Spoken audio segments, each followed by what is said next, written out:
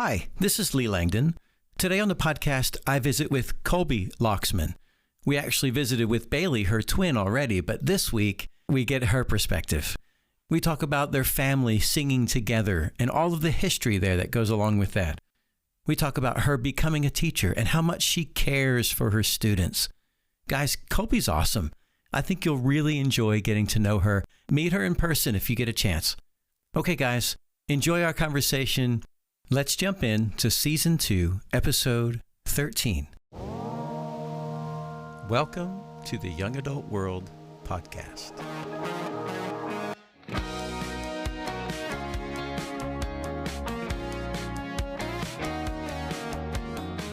Coby Lauxman, welcome to the Young Adult World Podcast. Thanks for having me. For those who are just listening, the episode before this is actually Colby's sister, Bailey. So you guys are twins. Yes. Twins. She's older. Yeah. You've always been twins, right? Yeah. Never. There hasn't been a time that I haven't known her not being my twin. So she's a little bit older than you. Yeah, like 13 minutes older than me. Yeah. How do you feel about those 13 minutes? She always says it's the best 13 minutes of her life. So I know that's a joke, but no, it's fine. I don't feel like we have a lot of like power struggles in that way, but she does pull it out when she's like, well, I'm the oldest. I'm like, okay, I'll let you have that. That's fine. That's funny. Yeah. We kind of learned about your family, but go ahead from on her episode, but tell us about your family from your perspective. It's you and your sister, and then who else? We're a family of 5, so it's my twin sister, and then I have a younger sister named Abby, and then I have a brother-in-law named Austin, and they have a daughter named Kelsey, and then I have my mom and dad, and that's all of us. And Kelsey is so sweet. Oh, she's precious. She's perfect. Yeah. The eyes. They're beautiful. It's unbelievable. Yeah. She could put you in a trance. Yeah. So she can get whatever she wants as far as, it goes with me. So you lived your whole life here as well? Yes. All my life. Yeah. Born here in Oklahoma City. Went to Chisholm, Cimarron, Edmond Memorial. That was my little track. And then college here at Oklahoma Christian. Yeah. And now I teach here. Tell me about any memories you have from Chisholm Elementary. What do you remember? Oh, I have a lot. I loved elementary school, which is why I became a teacher. I just thought school was magical. Like I was the type of kid, like for Christmas, that was asking for school supplies or like office supplies. Like I just loved school. So we always put on performances every year. Each grade level had a performance, and you either got a speaking part or you got to play an instrument or have a singing part. And those were always so special to us. We had field days that I loved. We had field trips that I loved. I just loved all parts of school. They could say you're taking a test today and I was excited, which I know is so weird and like nerdy about that, but I just loved school. Our music teacher, she made all of her own. And it was very specific to the grade level. So our best year was our 5th grade year, and we got to put on like Disney World. Like we brought Disney World to life. What was your music teacher's name? Missy Atterbury. Okay. Missy Atterbury. Mm-hmm. She had a big influence. She and her husband both. Yes. Those music teachers were really important to you. Yeah. Tell me about that. So from kindergarten until 5th grade, Mrs. Atterbury was our elementary school teacher and then music teacher. And then when we got into 6th grade, there were more opportunities to try out for like honor choirs. And my mom thought it was important that if we were going to be involved in that we have a music teacher. And so that ended up being Mr. Atterbury, Terry Atterbury. And we started taking lessons from him from 6th grade all the way through high school. And we would go to their house every Thursday and sit down and have a lesson where we would prepare like our state pieces or our solo and ensemble pieces with him. All 3 of you? All 3 of us, yeah. So, he had a lot of say in your musical education. Yeah. That's really something. Yeah. He was a really special guy. We called him lovingly Grandpa because he was just like a grandpa to us, and we could joke around with him. And then when we went to OC, my mom was working in the music department, so he kind of followed us there and started like adjuncting there and being a voice teacher there. And then he put on a lot of like the Valentine cabarets and stuff at the school and was very involved until he passed in 2020. And then there were times where like some of us were not allowed to sing. The best memory is every time we'd go on a road trip, we would always play the Prince of Egypt soundtrack and the what is the song? It's the duet. The Many Nights We Pray. Yes. Okay, so that one I'm not allowed to sing in.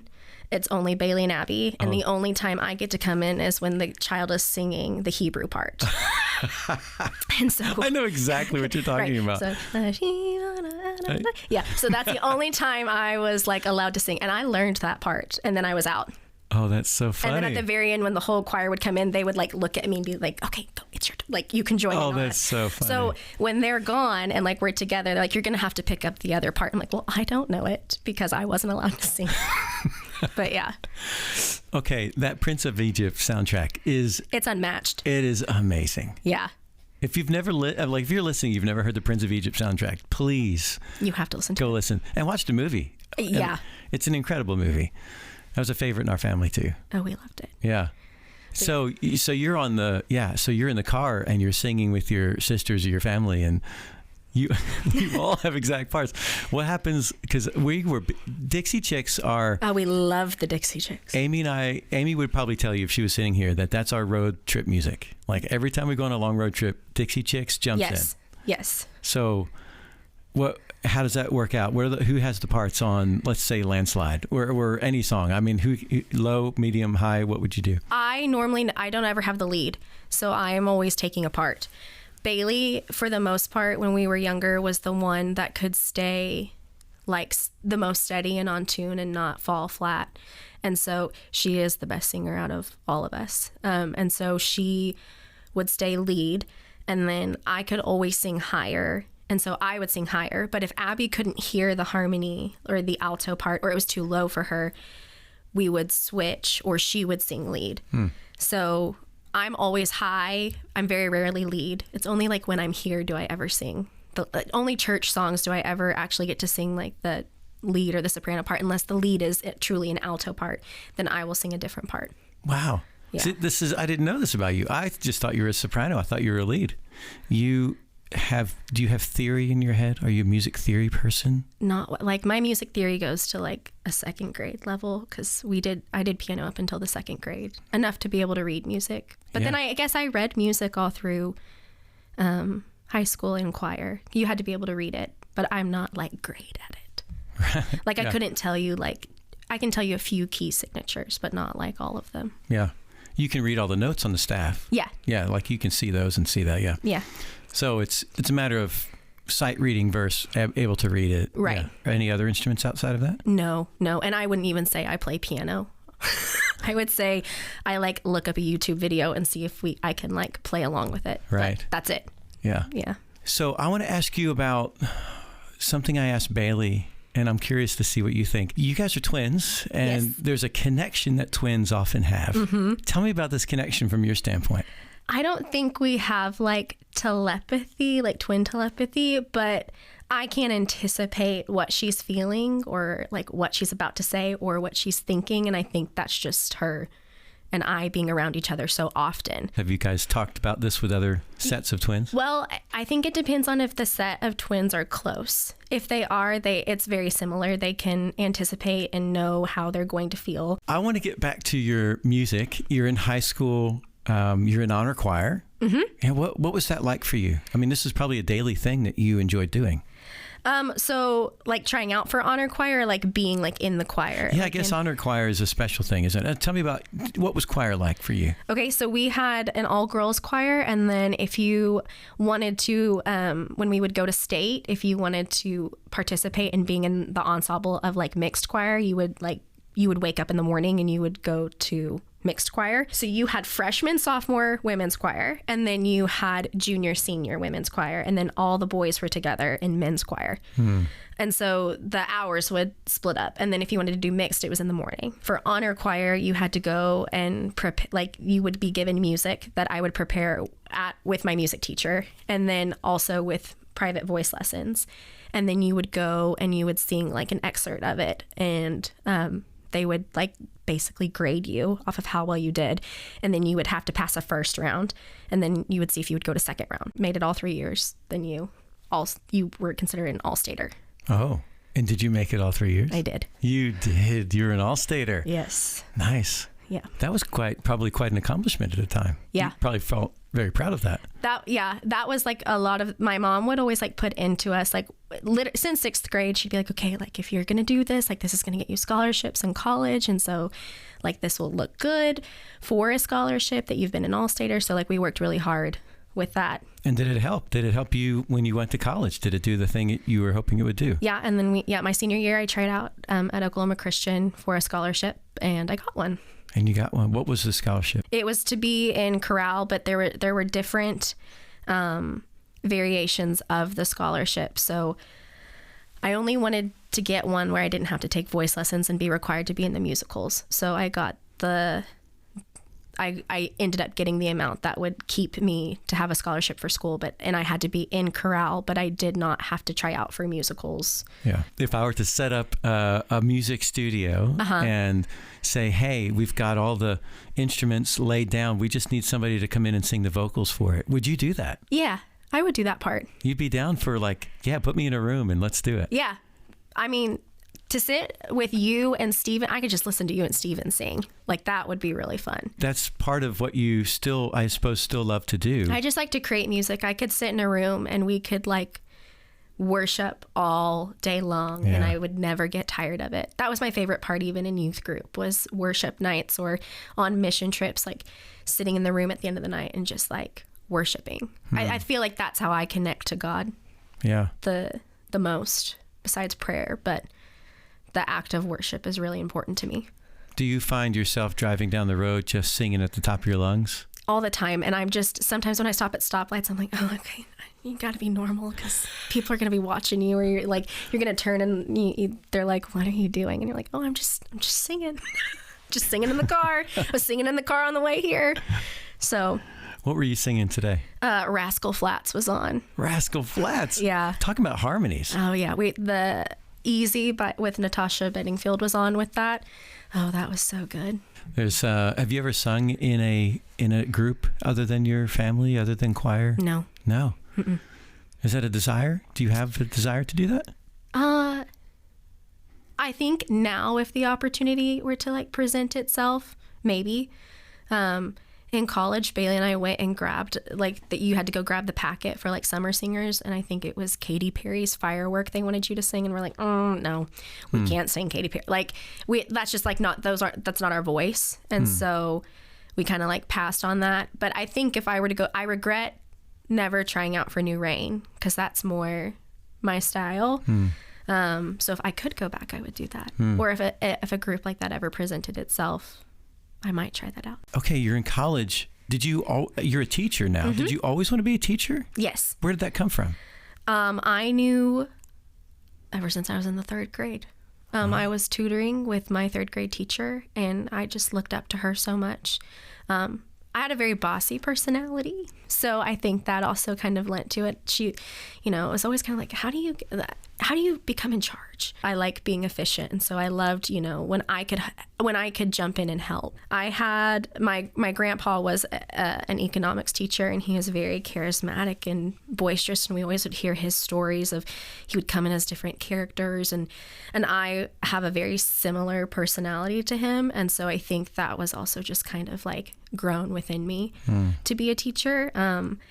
But I thought all of my teachers were like celebrities and rock stars. Like I thought they were so cool, and the knowledge that they had, I wanted to have it too, because I love to learn. Yeah. And so I ever since the 3rd grade, I was like, I knew. I had Susie Doherty and Rhonda Martin. They team taught. And then having Rhonda at church, that was like a big thing too, that my teacher went to church with me. And so I got to see her in that role, and then also just like as just a human in this world. And so ever since then, there were always qualities that I loved about my teachers that I would hope that I could be one day as well. You said your grandfather was a teacher, economics. Were you close to your grandfather? Yes. And your grandmother, I suppose? Oh, yeah. We, every summer, we would get to spend a week by ourselves with them, like be spoiled by them. And I loved that. My mom, this is on my mom's side, but my mom then also became like a pre-K TA, and then I got to see that role through her too, and she loved that. So just teaching has always kind of been around me. Yeah. So you studied to become a teacher at Oklahoma Christian. Yeah. Our freshman orientation, they said, you're going to change your major like 5 times. And I said, no, I'm not. I'm going to stick with this one. I love that. Yeah. And I never changed. That's so cool. Yeah. I would, there are times when like teaching gets really hard and I'm like, if I could go back, I think I would do something different. But then there are days where like, there's a reason why I still teach and I haven't stopped yet. And that is my prayer most days is like, God, if I'm not supposed to be here anymore, open up a door that's somewhere else. Yeah. And the door is still open to teaching. So yeah. I'm still doing it. How long have you been teaching now? 8 years. 8 years? In the same place? No, I taught 3 years in first grade at Centennial Elementary School. And so my position kind of got moved to the school that I'm currently at, Red Bed Elementary. And I've been there for 5 years. 5 years. And it seems like this year you were given an award. I was given an award this year. What was the award? I'm Teacher of the Year. Teacher of the Year? Yeah. Colby, that's amazing. Thank you. Thank you. Wow. Tell me, like, what is that award? And it's like a whole state thing, isn't it? It is. So your peers vote for who they think should be Teacher of the Year. And I got voted by my peers. Awesome. And then you go through the process of, there is they sit you down in a meeting and they're like, congratulations, here's your next step to being like a district finalist. So in order to get that far, you have to do like a 7-minute video of what you do every day. And there's like different criteria. So I made a 7-minute long video of me teaching. I love to teach social studies and science. I teach all subjects in 2nd grade, but that's where my heart is. And I feel like most kids, that's where they learn to love school, is through the hands-on. And I kind of talked about how I integrate all that. So you send that 7-minute video in, and then a panel looks at that and they vote on their like little rubric of who they feel like scored well within what I sent in. And I became a district finalist, so a top 5. You did? Mm-hmm. And I'm still going through that process, so I had to put a portfolio together.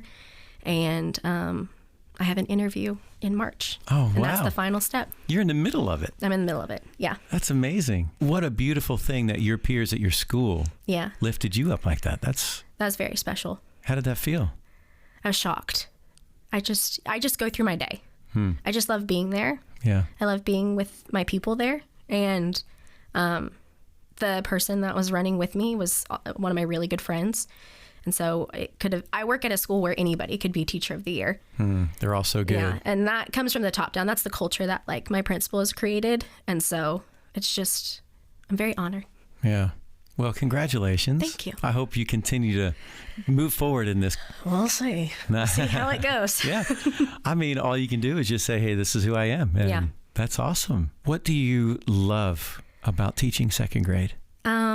I love the switch to independence. Oh, yeah. So I taught 1st grade for 3 years, and they're not quite kindergartners where you have to like do everything for them, but they're not 2nd graders where like you can let them fly. And I love that switch over of independence for them. You also can extend with them and teach them. You can bring on more and it doesn't blow their mind. Like they want to know more and they're craving to learn more. I love the content that I get to teach in 2nd grade, specifically like the science and the social studies. Right now we are working on different types of like, this is going to sound nerdy. We're doing different types of erosions, but like we're making volcanoes this week. Oh, fun. So they don't know it yet, but they're going to like, my dad and I made like 2 giant volcanoes, and then they're going to get to make their own volcanoes in class. And then we're going to watch them all explode. That is awesome. And that's really fun. Yeah. We do in November, I'm really nerding out about this. This is your life. I know. We do something called like Masters of Materials, and it's where they have to figure out what works best. So you like learn all their properties and strength and flexibility, and so you test all that. But then we make a culminating activity where they have to make a balloon for Balloons Over Broadway, like on the Thanksgiving Day Parade, like Macy's Thanksgiving Day Parade. And so that's a big memory for them. I like making core memories for them in school. Yeah. Because you come to school and like you do learn, you have to learn how to read and you have to learn how to do math, but like you want kids to love school so that they learn. And so if I can provide those opportunities for them to love school the way that I loved school, then they'll continue to want to come back each day. That's a really cool thing to kind of steward in them because they're in a shame versus guilt stage in their life. And so you're having to steward that, like, you can make mistakes and that's okay, but we can learn on them. You're their coach. Yeah. And so you have to teach them, and it's a really big responsibility of, like, I'm going to keep you accountable, but that doesn't mean that you're bad, because you are innately good. Choices might be not the best, but you are always good. Yeah. And that's a hard thing to foster and keep fostering in them, to know that you love them. One of the challenges we have is having enough teachers. It seems like we're struggling with that. Why is it a problem? I think a lot of it is accountability and presence within your children. I think that a lot of parents think that when they send their kids to school, it's my job to raise them.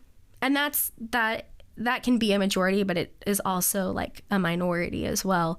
I think it depends on where you're at.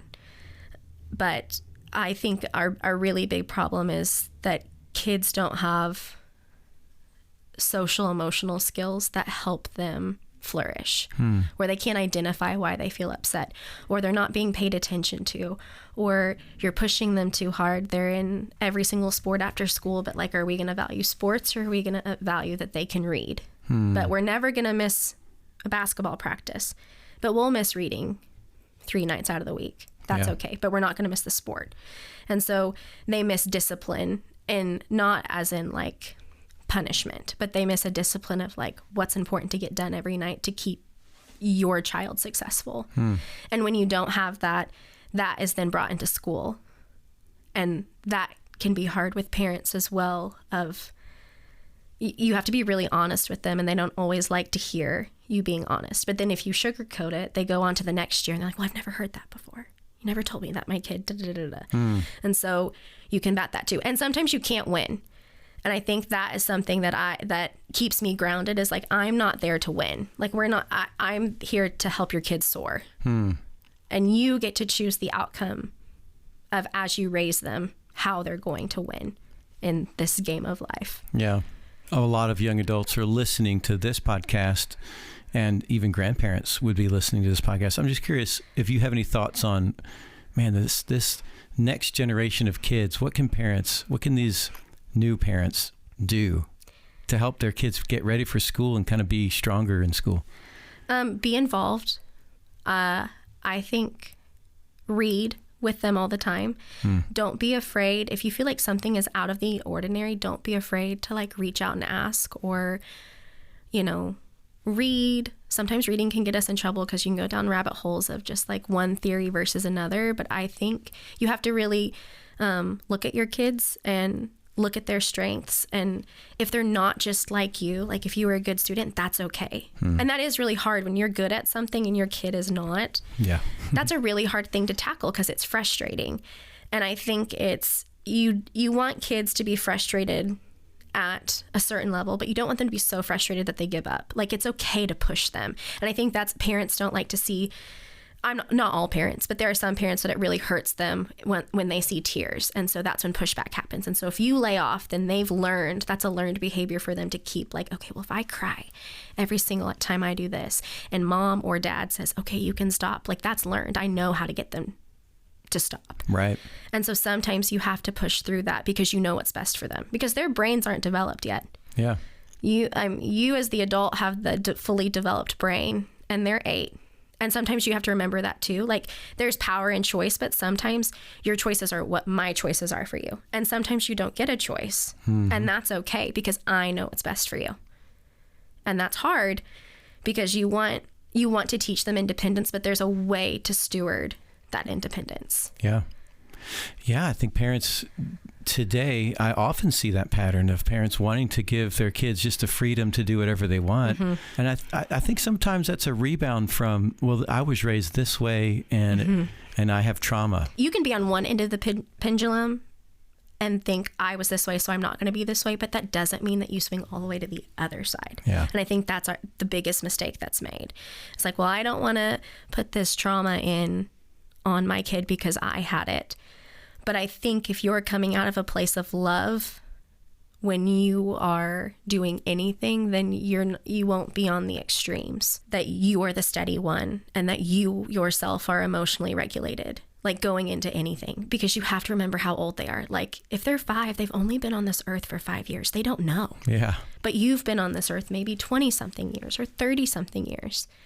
And so you do know, but they don't. And so you have to, there's a way to teach them right from wrong.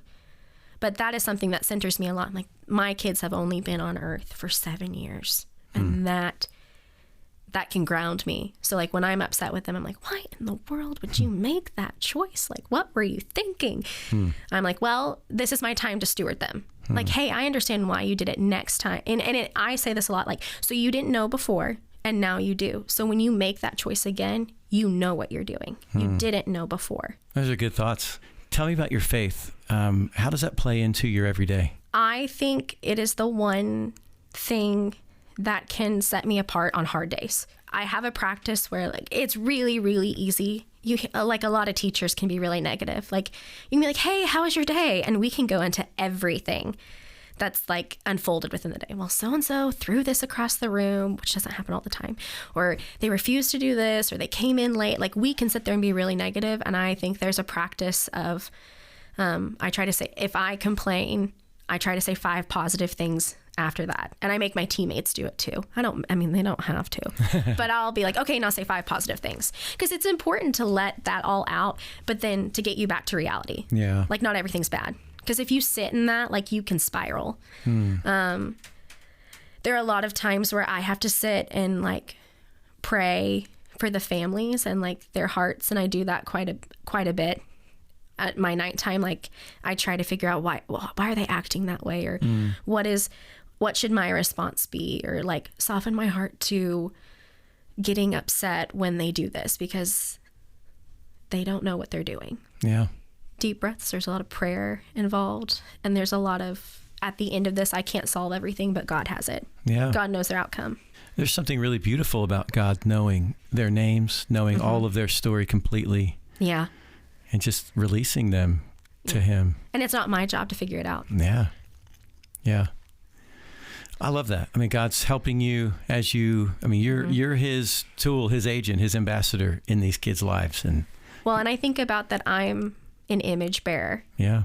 And so if I go in and I'm not acting like Jesus, or I don't have the grace or love of Jesus within my character, then what are they learning from that? What are they gaining from that? What are my fellow coworkers learning from that or gaining from that? Because no matter where I go, I should be set apart in the stance of like, I have Jesus. Yeah. And Jesus should flow through me in everything that I do. And if He's not, then I need to stop and get my heart right to be back on that track. Yeah. So it's a lot of heart work. Colby, how are you involved at Memorial Road? I am a D group leader in the youth group. Oh, awesome. For junior girls. So you get to work with your sister. I do work with my sister. That's fantastic. Been recruited. So sorry. No, it's great. I love it. Yeah, I've been doing that. I did when Bailey was interning, we did a D group together in college. And then ever since, I've always led a group. Yeah. I've had seniors and I have juniors, and it's been really cool to hang out with them. That's really cool. I mean, because during the day, you have these young kids, and then you get to go be a part of some older kids. Yeah. That's really special. I enjoy it. I love both of their perspectives. Yeah. They still teach me when I'm in there. Like it goes back to that whole like grounding thing where I go back and I'm like, yeah, they're going through this right now. I mean, they're teenagers, but this is their life. Yeah. And sometimes it's good to put into the perspective of like, but it only gets better. Like you think it's hard right now. In a few years, you're going to look back, you're going to think that's silly. And like it's a full circle, but also not diminishing like what they're going through. Sure. Yeah. I've said this before on this podcast, I think, but my daughter always used to say, Dad, I know I'm a senior in this, but I don't know what college is like. So I don't know what it's like in the future. And you keep talking about these things in the future, but I don't know what that's like. Yeah, I haven't lived it yet. Yeah, I haven't lived it yet. Yeah.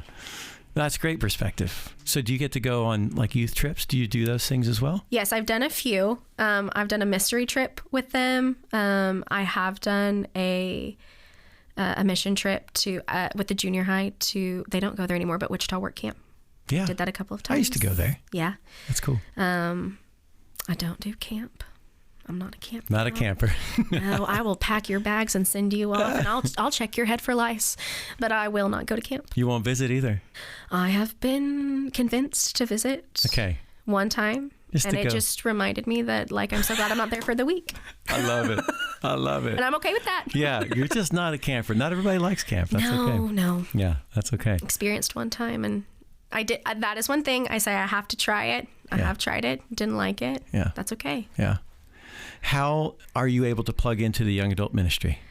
Wednesday nights. Yeah. With the hub. When we do the hub. When we do the hub. And then friends that are in the different classes, get to keep up with them. Sunday mornings, I always try to connect, see how they're doing. Yeah. Awesome. Well, I'm so glad that you're connected in all of those different ways. I think it's beautiful that you see how God can use you and you just go for it. One of the things we talk about in our young adult ministry a lot is making sure you're not just siloed in the young adult ministry. Go get involved, and you are. Yeah. So that's fantastic. Well, Colby, thanks so much for being on the Young Adult World podcast today. Yeah, thanks for having me. This has been fun. It has been fun. Hey, thanks for joining us today. I hope this conversation was meaningful to you. Come find us on Instagram. Our profile is Young Adult World Podcast. Tell us what you connected with during our podcast today. This podcast is part of the Young Adult Ministry at the Memorial Road Church of Christ in Edmond, Oklahoma. Come join us sometime. There's plenty of room for everyone.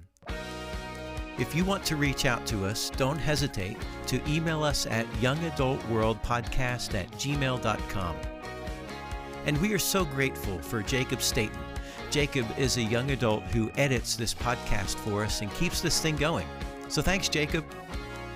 Okay, guys, see you next time for another Young Adult World conversation.